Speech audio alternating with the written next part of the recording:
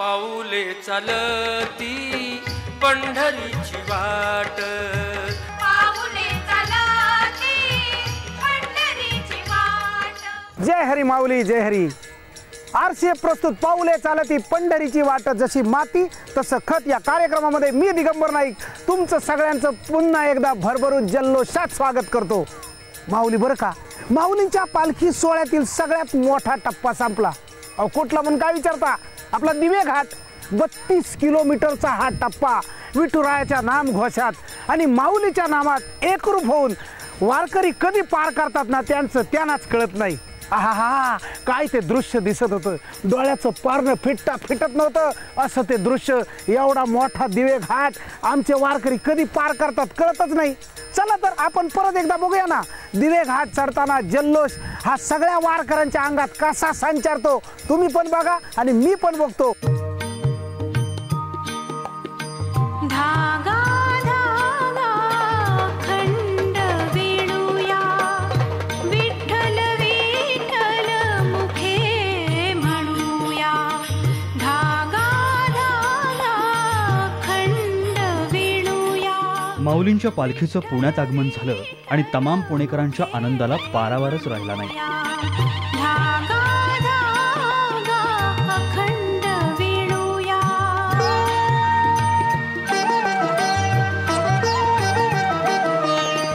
अक्षांशाचे रेखांशाचे उभे आडवे गुंफून धागे।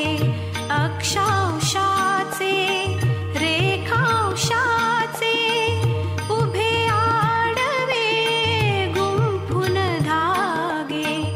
विविध रंगी वसुंधरेचे भवानी मंडपात विसावलेल्या माऊलींच्या दर्शनासाठी अवघ्या पुण्यानं गर्दी केली होती। विश्वंभर शनिवारचा दिवस आणि रात्र भवानी मंडपाचा परिसर विठू माऊलींच्या जयघोषानं निनादून गेला। विश्वंभरता विणकर पहिला कार्यारंभी। पूर्ण दिवस माऊलींनी भवानी मंडपातच विसावा घेतला। नित्य स्मरूया धागा धागा। आणि मग रविवारचा दिवस उजाडला। विठ्ठल विठ्ठल जय। आळंदी ते पंढरपूर या प्रवासातील मोठा आणि खडतर टप्पा आज पार करायचा होता। पहाटेच वारकरी बांधवांनी तयारी केली आणि सकाळच्या मंगलमय वातावरणात माऊलींच्या पालखीचा हडपसर मार्गे दिवे घाटाचा खडतर प्रवास सुरू झाला। विठू माझा लेकरवाळा। रविवार असल्या कारणानं पुणेकरांनीही दिंड्यांना साथ दिली। वारकरी मंडळींव्यतिरिक्त सर्वसामान्य पुणेकरही या प्रवासात उत्साहानं सामील झाले। पुणे मार्गे हडपसर, दिवेघाट आणि मग सासवड या प्रवासाचा मार्ग लक्षात घेतला तर अंगावर काटा येईल। सुमारे 32 किलोमीटरचा हा प्रवास आहे, पण गेल्या अनेक वर्षांपासून असंख्य वारकरी बांधव हा खडतर प्रवास लीलया पार करतात।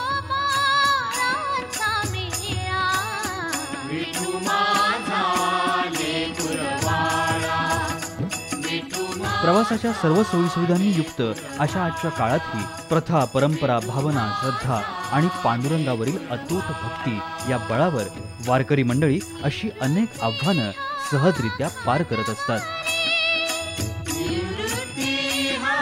रविवारी सकाळी सुरू झालेला हा प्रवास रविवारी संध्याकाळी टप्प्यात आला आणि माऊलींसह वारकरी आपल्या पुढील मुक्कामी म्हणजेच सासवड येथे दाखल झाले।